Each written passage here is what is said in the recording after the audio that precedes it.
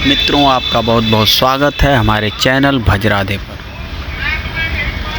मैं इस वीडियो के माध्यम से आपके समक्ष लाए हैं श्रीमद् वाल्मीकि रामायण पोस्ट 262 अरण्य कांड सर्ग 59। आज की कथा में श्री राम और लक्ष्मण की बातचीत का प्रसंग है। मित्रों, बहुत रोचक जानकारी है। प्रभु श्री राम के चरणों का ध्यान करते हुए पूरी कथा को अवश्य देखिएगा, और कथा अच्छी लगे तो हमारे चैनल को लाइक सब्सक्राइब करना ना भूलें। तो देरी ना करते हुए आइए देखते हैं कि श्री राम और लक्ष्मण जी क्या बातचीत कर रहे हैं। आश्रम में आने से पहले मार्ग में श्री राम और लक्ष्मण ने परस्पर जो बातें की थी उन्हें पुनः विस्तार के साथ बता रहे हैं। सीता के कथानुसार आश्रम से अपने पास आए हुए सुमित्रा कुमार लक्ष्मण से मार्ग में भी रघुकुल नंदन श्री राम ने बड़े दुख से यह बात पूछी। श्री रामचंद्र जी ने पूछा, लक्ष्मण, जब मैंने तुम्हारे विश्वास पर ही वन में सीता को छोड़ा था, तब तुम उसे अकेली छोड़कर क्यों चले आए? लक्ष्मण, मिथिलेश कुमारी को छोड़कर तुम जो मेरे पास आए हो, तुम्हें देखते ही जिस महान अनिष्ट की आशंका करके मेरा मन व्यथित हो रहा है, वह सत्य जान पड़ने लगा है।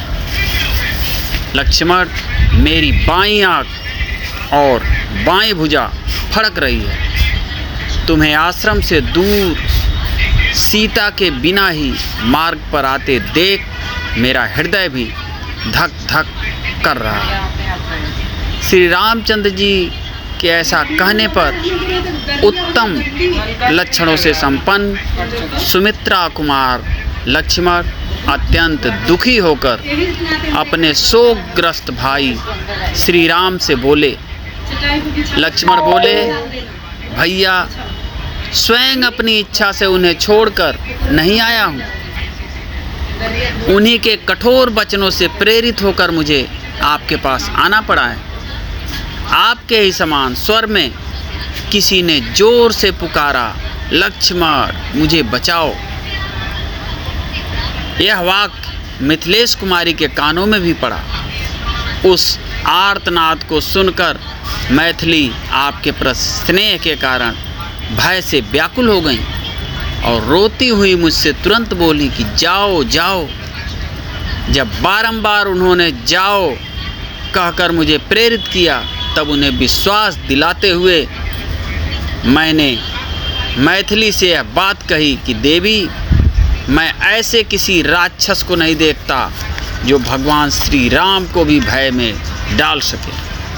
आप शांत रहें, यह भैया की आवाज़ नहीं है, किसी दूसरे ने इस तरह की पुकार की है। सीते जो देवताओं की रक्षा कर सकते हैं, वे मेरे बड़े भाई, मुझे बचाओ। ऐसा निंदित कायरतापूर्ण वचन कैसे कहेंगे?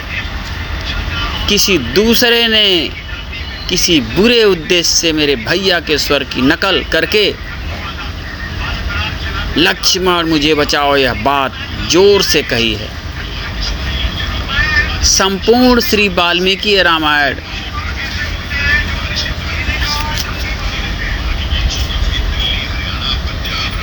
शोभने उस राक्षस ने ही भय के कारण मुझे बचाओ यह बात मुँह से निकाली है।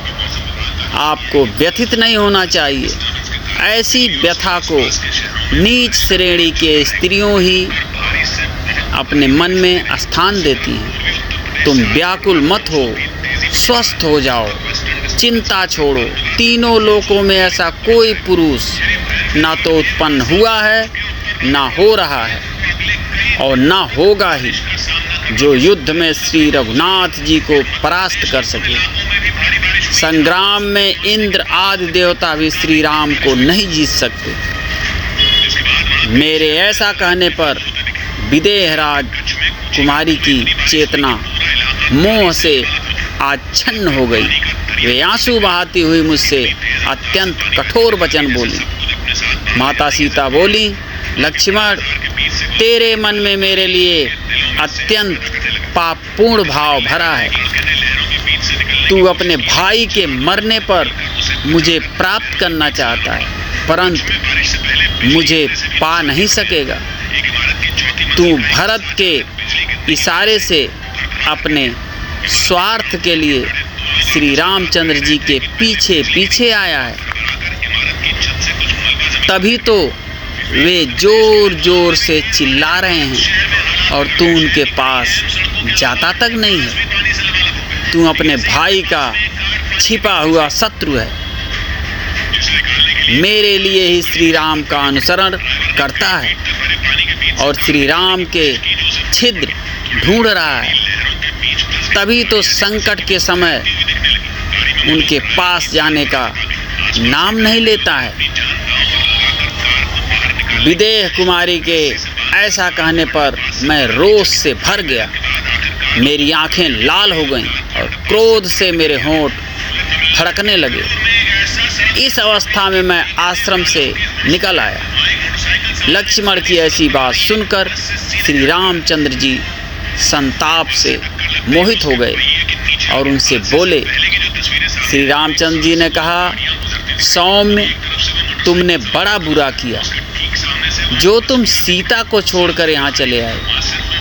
मैं राक्षसों का निवारण करने में समर्थ हूँ, यह जानते हुए भी तुम मैथिली के क्रोध युक्त वचन से उत्तेजित होकर निकल पड़े।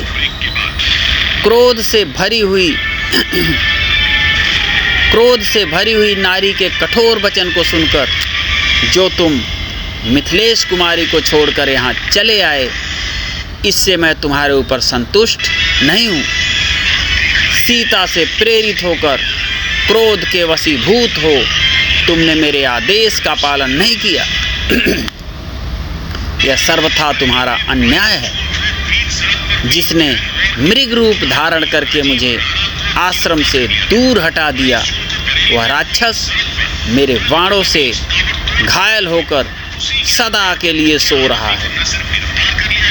धनुष खींचकर उस बाण का संधान करके मैंने लीलापूर्वक चलाए हुए बाणों से ज्यों ही इस मृग को मारा, त्यों ही वह मृग के शरीर का परित्याग करके बाहों में बाजूबंद धारण करने वाला राक्षस बन गया। उसके स्वर में बड़ी व्याकुलता आ गई थी। बाण से आहत होने पर ही उसने आर्तवाणी में मेरे स्वर की नकल करके बहुत दूर तक सुनाई देने वाला वह अत्यंत दारुण वचन कहा था, जिससे तुम मिथिलेश कुमारी सीता को छोड़कर यहाँ चले आए हो। इस प्रकार श्री वाल्मीकि निर्मित आर्ष रामायण आदि काव्य के अरण्य कांड में 59वां सर्ग पूरा हुआ। मित्रों, ये आपको कैसी लगी रामायण की कथा? अच्छी लगी हो तो हमारे चैनल को लाइक सब्सक्राइब करना ना भूलें। फिर मिलते हैं अगली रोचक जानकारी, कहानी, कविता और छंद के साथ।